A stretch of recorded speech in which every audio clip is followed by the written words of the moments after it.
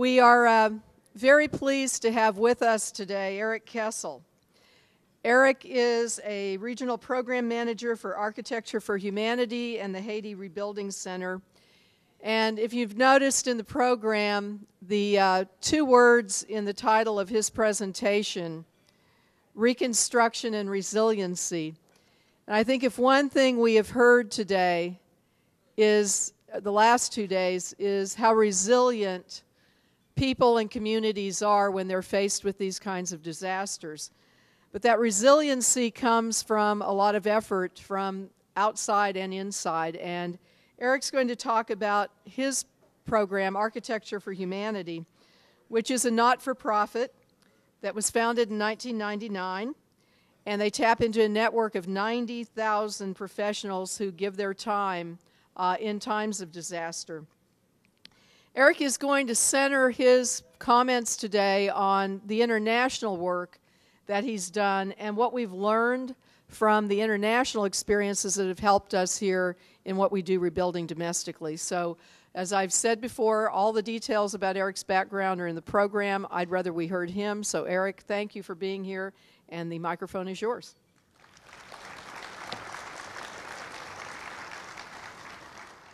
So I have a couple of roles at Architecture for Humanity.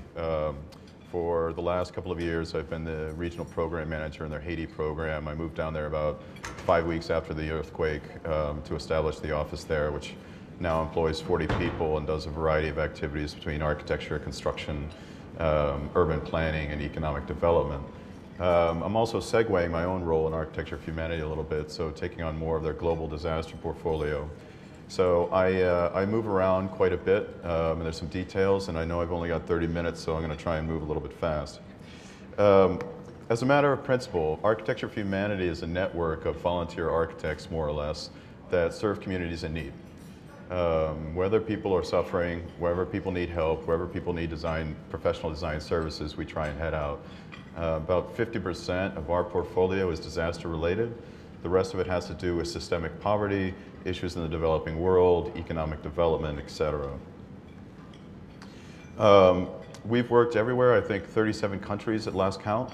And we have a chapter system much like Habitat for Humanity, so we have chapters in about 64 cities worldwide, so we really have a global impact, especially for an organization that's relatively young. We were only founded 13 years ago, so we've seen some pretty incredible growth over those 13 years in terms of getting architects and design professionals involved in healing communities both here and abroad. So here you're looking at work that we did in Biloxi. This is in Malawi, also in Biloxi, and here in India. I'm calling a bit of an audible and changing things up. I had originally come and intended to speak on our domestic disaster response portfolio and topics related to reconstruction and sustainability in that reconstruction.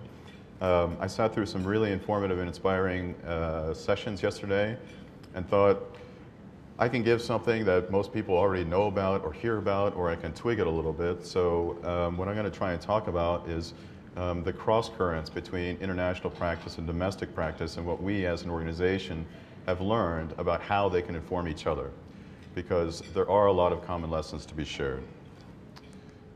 So this is where we are, and facts with which we're probably all familiar. Anyway, so we've responded to 7 major disasters in our history and a few minor ones.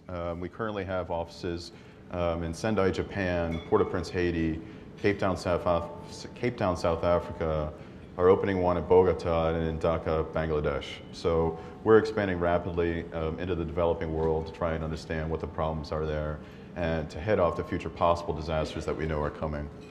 A little bit about me. This is where I am.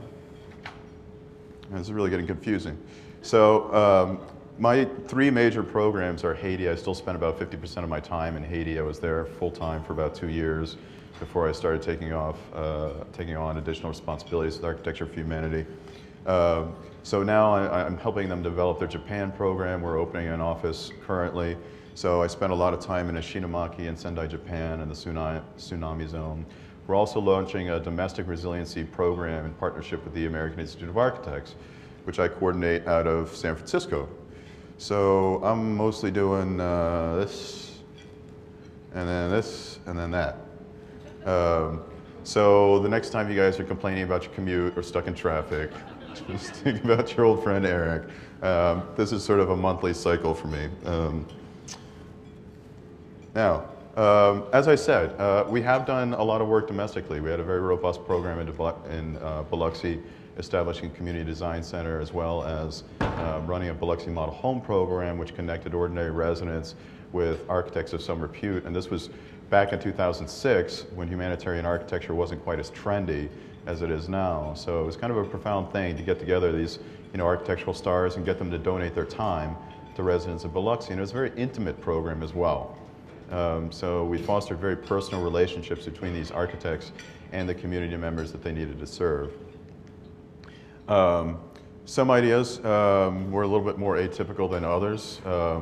This is the atypical one. It was by Marlon Blackwell, I believe, and it was called the Porch Dog. That's probably the most unusual looking house you'll see in the Biloxi Model Home Program.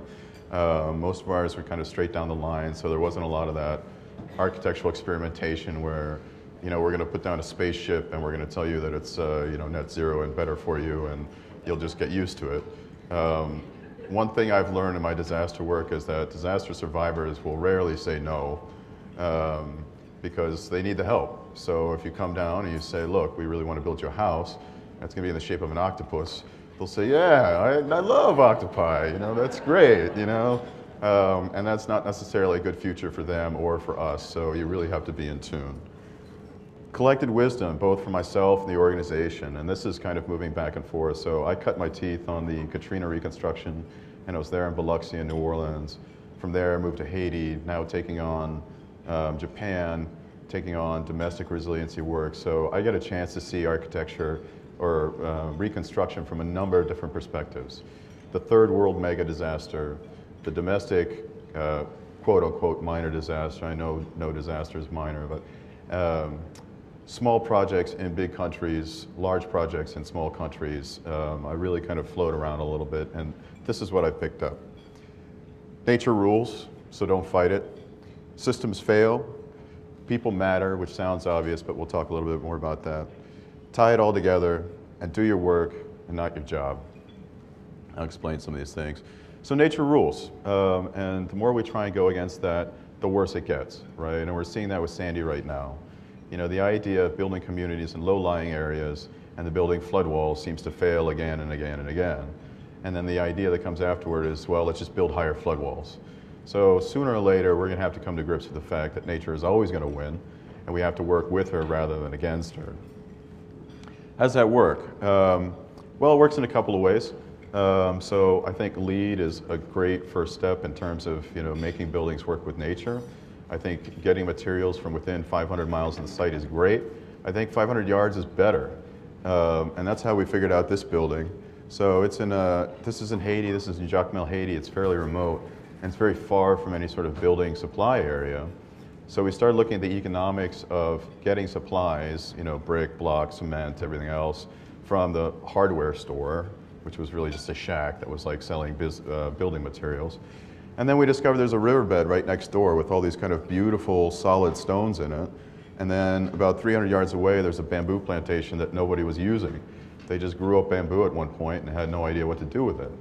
So it took a lot of convincing and kind of working with the school owner, but she finally allowed us to build a building out of river rock and bamboo, all of which was harvested within 500 meters of the site. And this is the sort of thing where we are working with nature in the most visceral sense. And you may say in a landscape like the United States, that's not even possible, right? So for most of the towns that we live in, there's no bamboo plantations and there's no dry riverbeds and things like that. But I would look around at a plethora of ideas, some of which I've seen today in this conference, the exhibitors conference, about how to make materials from what's around us. And in my personal opinion, 500 miles is too far. We could find ways to build truly locally. This is kind of the counterpoint, and it's one of my sticking points with our relationship with nature and sustainability. I think sustainability is developed in infatuation with technology that is also ultimately going to prove negative. So one of the things that we do in our Haiti office is we consult for other groups that are coming down and wanting to do projects in Haiti. So we have a full service office there and a lot of staff and a lot of experience, and people come down and they say, well, we want to do a project in Haiti, so tell us what works and what doesn't.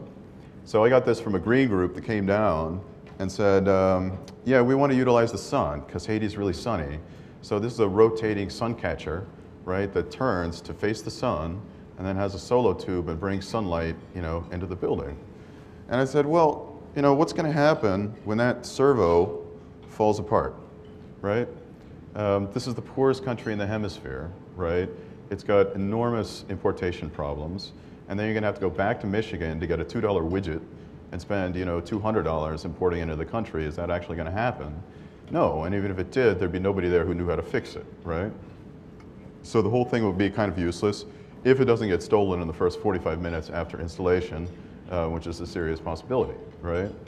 So in terms of the way we practice sustainability, we try as much as possible to work with nature and not necessarily with technology. And that's a lesson especially for the third world, the developing world, because there isn't a lot of technology, there aren't a lot of resources to look on.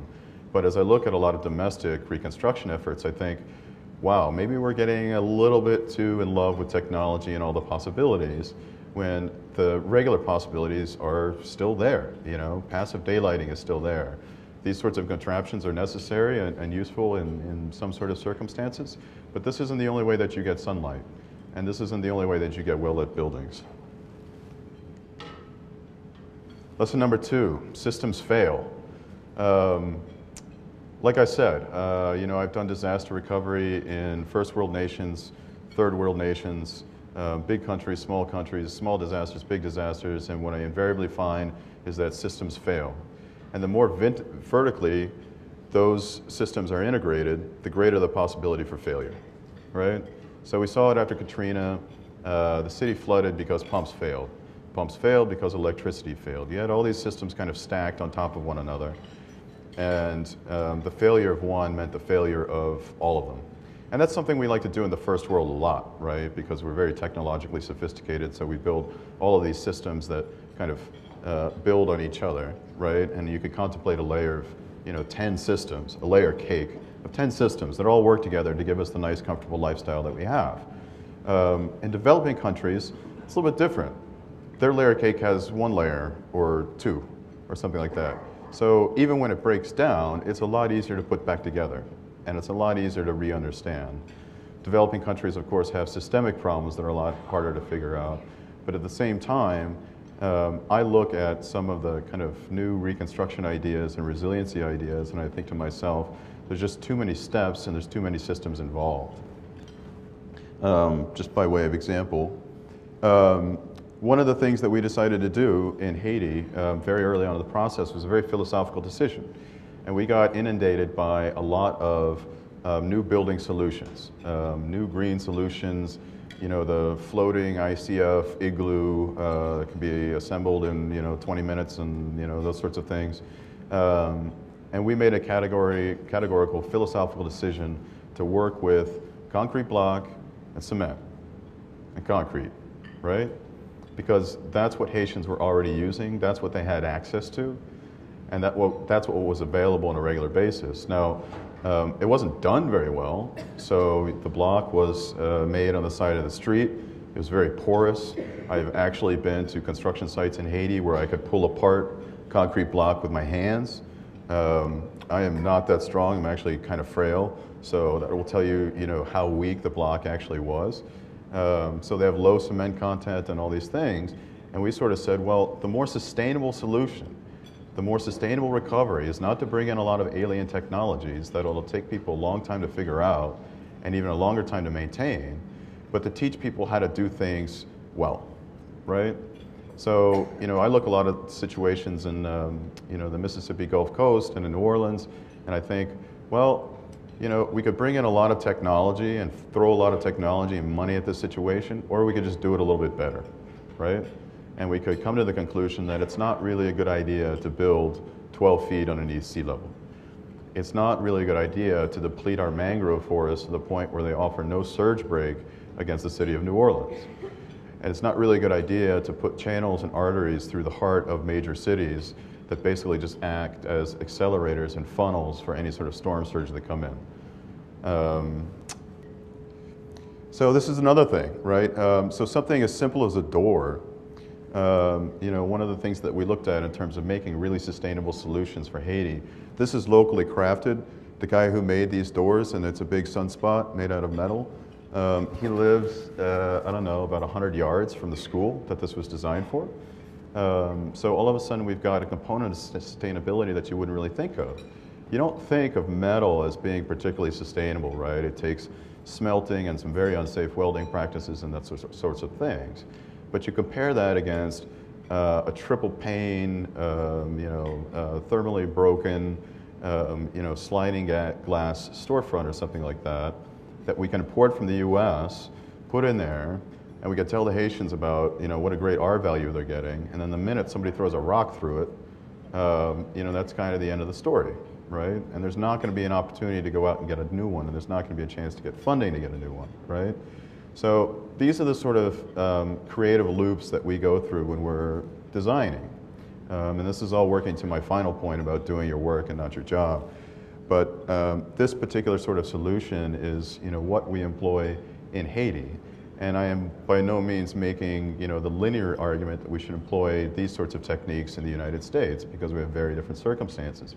I do argue that we should employ the same sort of thinking, which is that we need every design decision and every conclusion to serve three purposes, right? Which this does. It provides a door, it provides jobs, and it preserves culture, right? So it's doing those three things at the same time in addition to the fairly mechanical activity of providing a door. People matter. I've heard that a lot. And I think we would all be in agreement. And for those of you who don't care about people, I'm sure you have enough sense to keep yourself quiet in this audience at least. So I won't bring it up. But I will challenge one idea that I've heard over and over again over the last day and a half, and that's this idea of the blank slate. I think that's a horrible way to think about disaster zones. I really do. And I think a lot of professions, especially mine of architecture, get excited by this blank slate idea, right? It's been wiped out, and now we can do whatever we want. We can finally design, whatever the hell we want. Architects in my profession have been doing that since World War I, World War II, and every time something got bombed, you'd see this flush of architects who decided that they were going to reinvent everything. So my favorite recent example was after 9/11, the towers and the sort of ridiculous ideas that kind of came out of that competition. And if anybody's from New York, I'm sure you were following them with much concern and disgust through the newspapers. This is actually one of the more conservative ones. I saw one shaped like birds. There was one that was shaped like a middle finger. It's just like, architects were like having a joke with it, right? Because they thought it was a blank slate. Having been to a few disaster zones, I've never found one to be a blank slate. There is always memory. There's always psychology attached to places, and there's always a desire to get things back to where they were. And I think in examples like Greensburg, we can applaud people who wanted things back, but had the sense to make things better at the same time. That's the best way to do it. But I think we get ourselves in danger, and I would caution you all against using this term blank slate, because it's not a blank slate. People still live here, they have their memories, they have their property, and in many cases, those are the only things they have left. I frequently hear disaster survivors being talked about, oh, they lost everything. They didn't lose everything. They still have their memory. They still have their desires. They still have their desire to reconnect with their place. They still have their desire to reconnect with their neighbors. And in a way, those are kind of the most important things anyway. One of my first weeks in Haiti, I went to a Catholic Mass in a church that was pretty much destroyed. And I'm not religious at all, and I'm certainly not Catholic, but I went. And the priest gave this amazing lecture about how the earthquake was a demonstration of God's love, which is a crazy thing to be saying, 6 weeks after the earthquake when they're still pulling bodies out of things. But, he said what it left us with was faith, hope, and love, which are the most important things in life anyway. And if he had really been a bad God, he would have taken those things and left us with the rest of it, right? But he took the rest of it and he left us with those three things. So in that sense, I think that those intangibles that remain after a disaster are really the most important thing, and we have to protect them, and you can't do that if you're thinking about it like a blank slate. So, case in point, this is something that we designed for Japan, another first world country, obviously dealing with similar issues like the United States. In fact, the areas where we're working are some of the poorest areas in Japan, the most isolated areas in Japan. These are small towns, small fishing villages on the coast. It's not Tokyo. Whatever you've seen on TV, it has nothing to do with this sort of place. And you know, we went out, we started asking people what they want. And they said, well, we want our market back, right? And this was the first thing, and because it was the social center, and that's where they wanted to gather, and that's where they wanted to do things. So we took our direction from them in terms of rebuilding a marketplace. And the second thing was, well, we need a place for the kids to hang out. So then it became a youth center. And these are the sort of design decisions that put people first as opposed to planners first. One of the ways we also accomplish this is through what we call urban acupuncture. So we go out and we find who are the social and business drivers of the community. And we're a relatively small nonprofit. We have a big global presence, but you know, we're still relatively tiny in terms of some of these big NGOs like Habitat and everything like that. So we focus on projects that will really create a bang for the buck. In that case, you're talking about, you know, the key sensitive cultural and economic projects. So in this case, this was the Osaka Community Photo Studio. And you might think, why are you building a photo studio? Well, in this case, the owner was a guy who had been there for generations, right? And he had photographed everybody in town. And he had photographed their kids and their grandkids. And in Japan, it's very typical, I guess the way it is here too. Well, it's been many years. But you know, every year you have your picture taken, you know, you send it to your grandparents, and you know, these really kind of cheesy, contrived shots where, you know, you're smiling unnaturally and there's some sort of artificial background. And you know, this was done, and he did this for the whole town. So he was like the town doctor in a sort of way. And he really wanted to leave, and it would have torn the town apart because this guy was in many ways the town's memory. So we got in and we did a photo studio, and you know, took a little grief for that. You know, why are you doing a photo studio when we need hospitals and houses and clinics? But it's that soft social dimension that really reconnects and reinvigorates communities. Another brilliant piece of urban acupuncture is these guys who are hilarious. They're a bunch of fishermen, and during the tsunami took all their boats out and, destroyed them in the harbor. So all of a sudden you got these surly fishermen with nothing to do, and they didn't want to do nothing. I mean, they're very sort of entrepreneurial. So we gave them a little bit of assistance, and they transformed their business model, and they started using their skill at tying fishing knots and nets into making hammocks for the tourist trade, right? So all the disaster tourists that were coming in, it was like, here, have a hammock. It's made with, you know, genuine Japanese fishing wire. I heard a lecture yesterday that talked about the creative sandbox that must be present in a successful disaster recovery. It was speaking of Greensburg as like an example of that, right? I mean, there was the circumstances that created opportunities for experimentation and creativity. And this is very much a part of our model, right? Because we want to go beyond the sort of typical disaster stuff of, all right, let's rebuild the homes, and then we're going to rebuild a hospital. We're looking for those urban acupuncture projects that are really going to kickstart a community socially and culturally.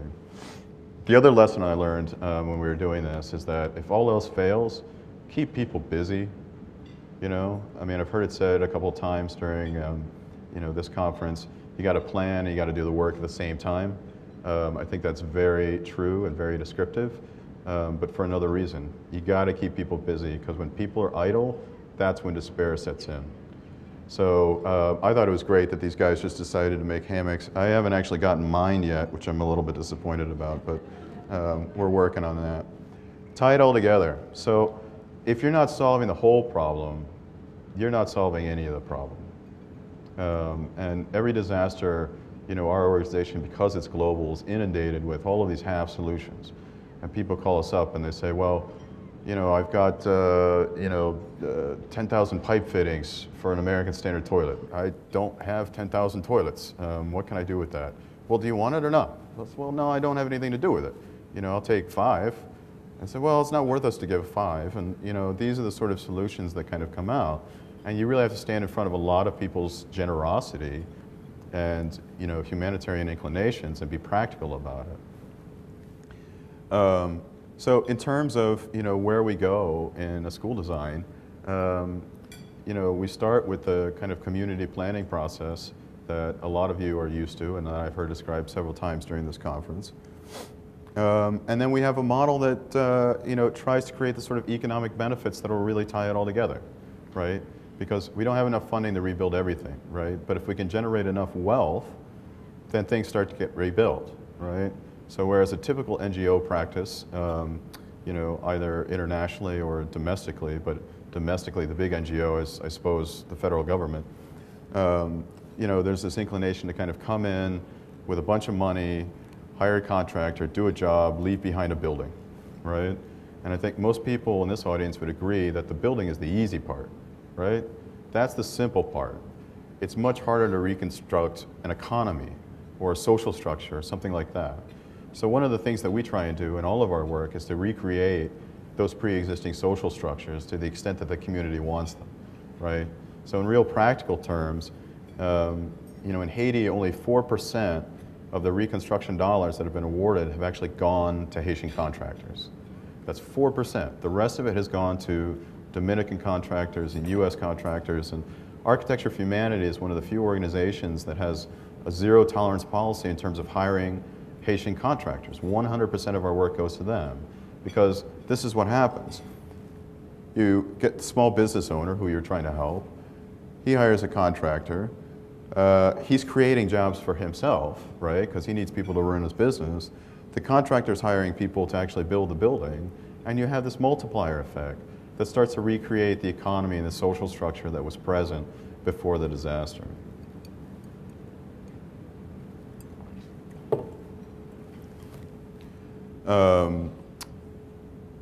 What's this slide about? Tie it all together. Yeah, okay. So I mentioned it previously, but a lot of these local artisans that we actually use to construct building elements are part of that philosophy of tying it all together. The most important thing in Haiti right now, or in Ishinomaki where we work in Japan, is jobs. It's jobs and keeping people busy. And similarly in Biloxi and New Orleans when I was there, I saw the same thing, right? People want something to do and they want to participate in their own recovery, right? They want to get back and they want to have a role. So in this case, rather than importing something and making Haitians kind of passive recipients of other people's generosity, we put them to work. And we create these secondary and tertiary economies and we keep people busy. And that's addressing not only the physical requirements of the rebuilding, but the social and economic ones as well. Do your work, not your job. What I mean by this is that I have a job description, there's certain things that I'm supposed to do. What I'm really supposed to do, I think, is help. I think that's why I'm here. And I don't let that mission of help get polluted or contemplated by my job description and on paper what I'm supposed to do. So in the case of this was a school we visited very early in Haiti, and it had not fallen down during the earthquake. But if you can see closely, that's CMU in the ceiling slab that has been put there for some unknown reason to save money. Those of you who are actually builders or architects, you know how scary this is, right? Anybody? Usually at least a few people pass out, but I'm usually talking to crowds of architects. And you have buildings, doors here with no lintels. So, we decided that we wanted to do something to help this school, and there were 500 students who were, frankly in, the imminent path of death. And, we got a little blowback from our funders. And they said, we're supposed to be rebuilding schools that were destroyed in the earthquake, right? So go find a flattened school and go take care of it. And we decided kind of collectively as an organization, as a team, that we weren't going to turn our back on this thing, right? Because this was a dangerous building, it was about to fall down, and it wouldn't take another earthquake, it would just take a strong breeze. And believe it or not, this school is 2 years old at this time. And that's the condition that it's already in. So we decided to stop doing our job and do our work, right? And our work is to help people. And a lot of the stories that I've heard about Greenberg and other towns during this conference is about people doing their work and not their job. If you want to go and you want to help, be prepared to step outside of what you traditionally thought you were going to do and what your job description says, and go out there and get it done. You know, just by another way of another example, you know, our program in Japan, which is very much a first world country and very much business oriented. I mean, those are the stereotypes that we hold of Japan. One of the things that we've started there in this small town of Ishinomaki is a small business support center, right? And, you know, everybody's going nuts. They're like, well, first of all, you're architects. What do you know about small business? We know how to run them into the ground, right? I mean, that's kind of the stereotype. And second of all, you know, this is Japan. Like, we know about business. You know, we know how to encourage this. We got government grants and things like that. But we're on the ground. We're talking to people. We're talking to small business owners, people who own shoe stores, fishermen, people who own coffee shops, and they're saying they're not getting the support that they need. So we started a small business support facility, and we recruited a couple of partners to help us out with the small business angle of it. So now our clients come in and they get a fully integrated one-stop shop service. So if you want to rebuild your building and you're a small business owner, you're going to get professional design and construction advice from, you know, our architects. You're going to get construction management from our construction managers. You're also going to get small business advisory, right? So if you need to know how to put together a marketing plan in order to access financing from private capital markets or from government grant systems or something like that, we've got people that can help you with that too. So it's this sort of, you know, integrative service that comes out of an ethos, really, about doing your work and not your job. You know, my job as an architect, it's bounded by certain considerations and what people kind of think that I should do. But, you know, I sort of decided in my life, and, you know, everybody in Architecture of Humanity pretty much follow the same track, that we're going to do what we think we ought to do, which is to help people. And if we have to twist that definition of, you know, architect or developer or builder or whatever it is, in order to get done what we need to get done, then that's what we're going to do. And that's been, you know, our program, and I'm very pleased to see elements of that, you know, cropping up in a lot of the lectures that I've heard so far today. So again, you know, this is still us, you know, doing our work and not our job. So instead of going out and hiring a contractor, this is very early, and building the building, we hired a bunch of laborers, and we just decided that we were going to teach them how to build, right? So we went out and got the same guys that actually built the first thing, and we said, okay, we got to take all this down, and we got to rebuild it the right way. So, you know, I'm here teaching some Haitians how to do a slump test. You know, really basic stuff, right? That as an architect, I never thought I'd be doing. You know, as a professional architect working in the United States, I was always comforted by the fact that contractors knew more about building than I did, right? So when I showed up on the job site, I only had to know a little bit, right? But in Haiti, the situation is inversed a little bit, inverted. Inversed? Inverted, yeah. And this is what the school looks like today. So, you know, there's a brand new school there. You know, it's been called kind of the epitome and the prototypical Haitian school by delegates from the Haitian government. There's about 450 kids there. We actually just received some new funding to do an expansion, so it's been a really success story. All right, so I don't know how we thought we were going to escape this, but final thoughts and shameless plugs that I just have to work in, given the audience. So Architecture of Humanity is a very, very broad organization. I think the way it's structured, we have, you know, regional offices with a lot of disaster professionals, but we also have a wide network of chapters that are, you know, volunteer architects who have expressed an interest and a willingness and a commitment to help. And that's a powerful thing. In 63 cities around the world, people are willing to step up and help. We've published a couple of books, and unlike a lot of organizations, our books aren't about our work, which I initially thought was really strange, but I actually think it's pretty cool. So we published these books that are basically about everybody else's work. So we survey all of the kind of best ideas in humanitarian and post-disaster practice, and then we put them into our books so we can be the kind of mouthpiece for this emerging field of architecture. We also do a fair amount of teaching. So every year we're running a couple of studios all over the world. You know, last year in Haiti, we actually held a design studio for students from New Zealand. So after their Christchurch earthquake, they sent a delegation of students to Haiti so they could learn from our team about you know, post-disaster reconstruction. And in thinking about some of the sessions I saw today and the speaking about collaboration, That's something I'd love to see take hold in the United States, right? I don't think that there's any reason why California should not be helping Oklahoma with its disaster preparations and vice versa. And I think this conference is a great start to a dialogue about that sort of preparation. You know, how do we get students back and forth from different places to learn about different techniques, programs for rebuilding, so that the next time disaster strikes, you know, we're not starting from zero. We have disaster and resilience already part of the conversation because we've been teaching it to people since they were 18 years old. So we've done a lot of disaster responses. I wanted to focus on, you know, a couple of key examples and kind of metaphorical examples as opposed to just giving you the sort of bullet points, but this PowerPoint will be available so you can go through it. But the Boxing Day tsunami, the Biloxi Model Home Program that I mentioned in the beginning, Build Back Better Chile, the Pakistan floods, the 2012 US tornadoes, and the Philippines flood response are some of the more recent ones, and also some of the smaller ones. As I mentioned, our major programs are in Japan and Haiti, and you know, these sort of mega disasters give us an opportunity to scale a little bit. And we do a lot of things. So we do local disaster resiliency in the field, be it, you know, Japan, Haiti, Biloxi, wherever. We do community-based rebuilding together. We do a lot of advocacy. So one of the principal missions of Architecture for Humanity is to get the word out.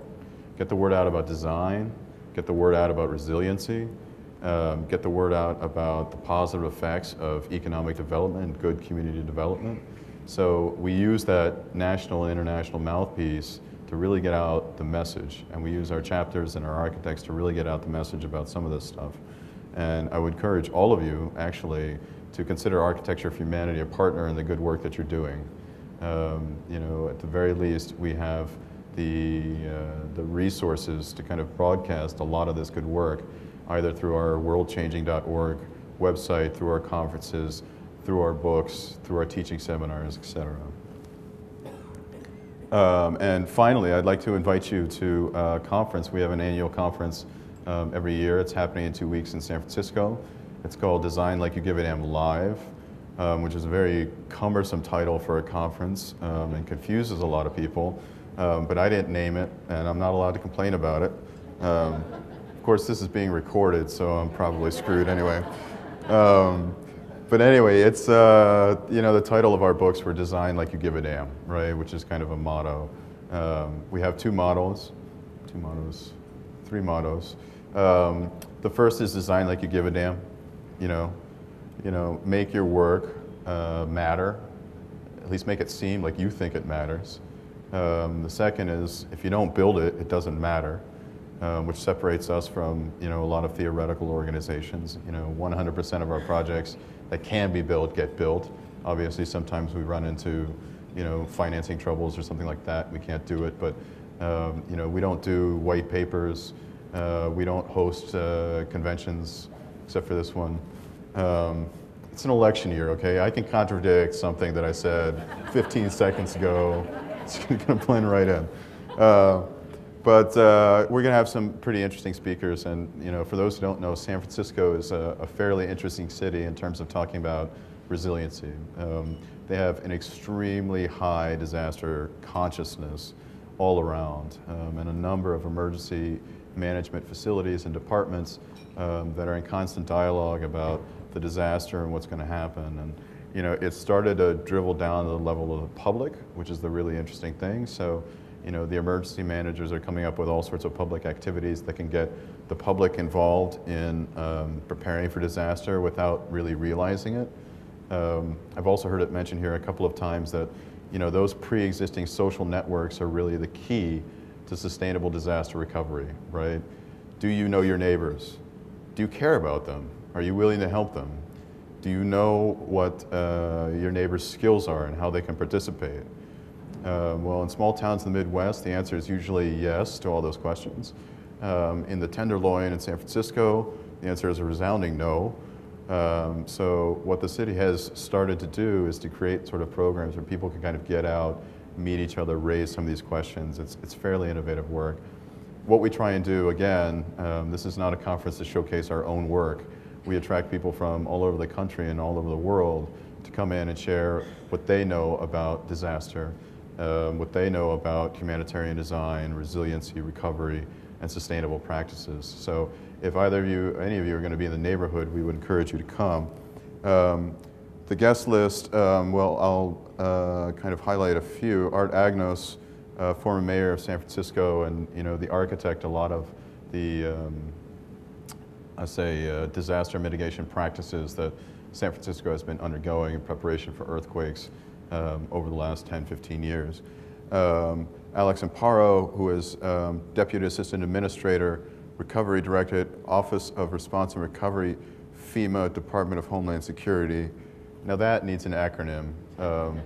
One of you federal guys have got to figure out a cute acronym for that. Diego is one of our design fellows, and he's been in Peru and Latin America building schools after the earthquake down there, pretty much on his own. And that's one of the models that we explore. We find these kind of MacGyver-type architects, and we say, okay, go out in the middle there and build 3 schools and work with the community. And they sit down and they become a part of the community, right? So we do not kind of fly in and drop off a bunch of pieces of paper and then kind of leave and say, well, why didn't you build it?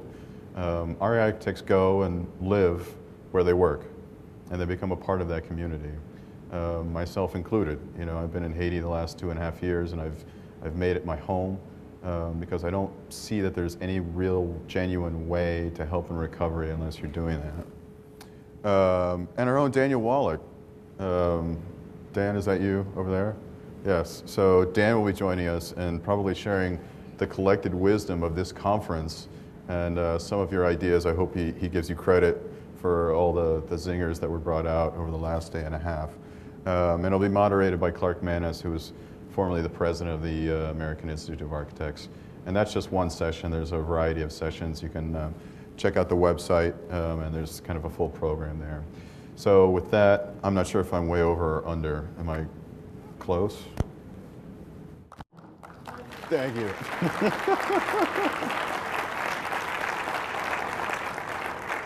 I'll open it up to questions. How would we engage an organization like yours ahead of time? So to be part of our recovery plan, that your organization would potentially participate in the recovery process, would we just call the local AIA or look you guys up on the web and email your webmaster? Or? Yeah, so this program, architectsrebuild.org, was a joint venture between the American Institute of Architects and Architecture for Humanity, where basically we gave out grants to a lot of local chapters to get them in touch with emergency managers, to get them involved in that conversation, to hold community charrettes where they could introduce community members to that sort of situation. Not sure where you live, we can talk after the presentation, but generally speaking, reaching out to your local component of the American Institute of Architects or your local chapter of Architecture for Humanity and say, hey, we'd like to draw some architects in this conversation. It's part of a national dialogue within our profession at the moment. So, I'm being booted off stage, but if you... Thank you. I'll be around if anybody needs questions. Thank you.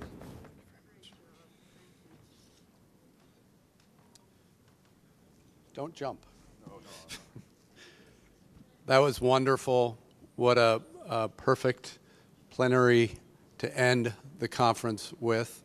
I just want to say a few things, and David forced me to say just a few things. In terms of some practical stuff, encourage everybody to follow up on the website after you leave. That will keep that dynamic and alive, and information will be on there from the conference. Can't thank people enough. It's really been an amazing experience for me. We've done a lot of conferences over the years, and this one really sticks out as something special, and it's because of all of you. Appreciate everybody, what you've contributed. I wanted to go through real quickly. In the beginning of the conference, we set out 10 measures of a successful conference, because it drives me crazy that we in this culture usually define success very narrowly, and it often relates to money or winning something. We defined the success for this conference in 10 measures. 1, sustainable disaster recovery has been established as more of a cohesive industry, and the conference has greatly strengthened relationships among the network of organizations and people working toward common objectives. 2, the conference has raised the profile of sustainability and the value and importance of integrating it into the rebuilding of communities affected by natural disaster. 3, we positively affected the lives of people in disaster areas, both now and in the future. 4, students, all attendees, will leave the conference feeling inspired and energized with passion for sustainability and optimism about the opportunities latent in disaster and recovery. 5, media coverage has clearly reinforced our message about the need for sustainable disaster recovery. 6, we feel satisfied with the financial component of the conference. That remains to be seen, but we feel very good about it overall. Number 7, we've introduced people to products and services and therefore built awareness and demand for such that will make their lives, communities healthier and more sustainable. 8, we have raised awareness and understanding of and appreciation for the work of SLU and Greentown.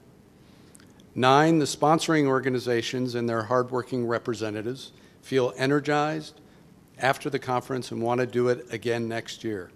Can I get a commitment from that? Not quite yet. Number 10, sponsors, exhibitors, supporting businesses, and attendees who invested in the conference are extremely happy they did so. People will ask about next year's event before they've left this year's. So I think you can see we've met a lot of those objectives, and it's thanks to all of you. Really appreciate it and hope to see you next year.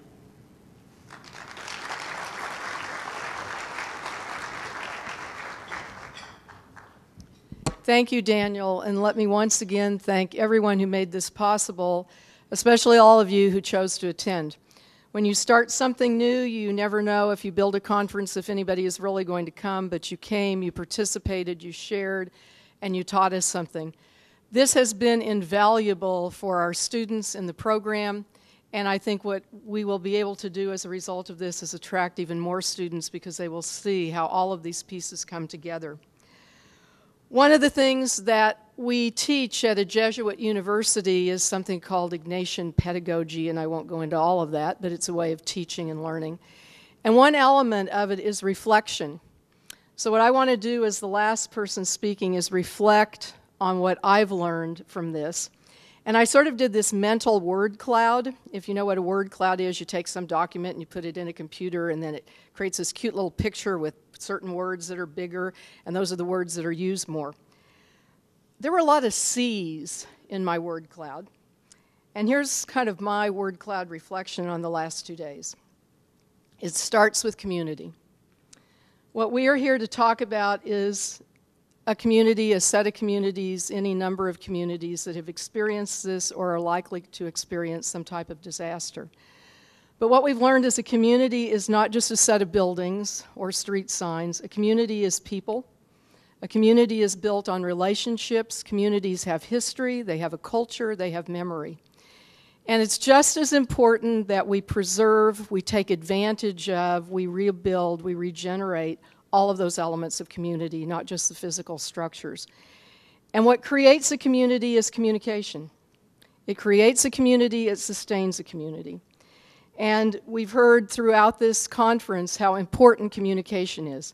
You have to have crisis communication, but you have to set up your crisis management system ahead of time because it will make it easier to survive that. If you have good communication, more people will survive and be there to rebuild the community. And I think Mike Smith really stressed that element yesterday. Communication requires more than one person, which means there's collaboration. And so much of what happens in rebuilding, in disaster response, is collaboration. It's the public sector, yes. We need government. And yes, the government can help you. state, local, national, but it's also the private sector, and we heard so much from the private sector. It's individuals, and so much of that collaboration, it's not for profits. One of the things I think people learn in all of this is that they aren't in it alone. There are many people to collaborate with and to consult with, and consultation is important. We were told to be cautious. Don't rush ahead into something. Consult. Bring in experts. Bring in people from other places. And one of our goals with this conference was to provide an opportunity for community building among all of us here so that we can then help other communities. So the last event of this conference at 1:30 is the community building workshop. And I know some of you are still in the process of rebuilding, of grieving, and of working through some of what you went through. And we're hoping that workshop will help with that. Consensus. You're never going to get everyone to agree 100%. We heard about arrows in the back and challenges. There are challenges, but there are opportunities. And through communication, collaboration, consultation, you can create enough consensus to move forward. In the long run, people also talked about creativity. Don't just do what you did before. Even though it's not a blank slate, you need to have the foundation to build on, but be creative in how that's rebuilt. And the last C I thought about was courage. It takes courage to change. And we heard so many stories of courage in the last 2 days. And I think those of you who showed what courage can do, leading not just from the front, but leading alongside. And some of the time, that takes a lot of courage as somebody who's a leader to not move forward and try to dictate, but to show how to bring everybody together and lead from the side. So you were courageous, those of you from Greensburg and Joplin and the people who've worked in Haiti and Chile and all of the other places we've heard about, to go in and deal with a disaster. And as I said when we started, to create this Phoenix-like opportunity. So thank you for having the courage to show up here and to see what we are all about. And we do hope to see you again. We already have suggestions. My iPad is full of what do we need to think about for next year. We will start talking about it before the week is over. You will get an evaluation of the conference online, so if we don't have your email, be sure and send it, but I think David has everybody's. So please fill that out. We want your suggestions for how to make this better. It is going to become an annual event, and we're hoping that we outgrow this space on the campus very quickly. Thank you again. We look forward to seeing you again. We look forward to your comments, and please take advantage of the community workshop. And I think now there are some prizes that David and Beth Ann want to award. So thank you again.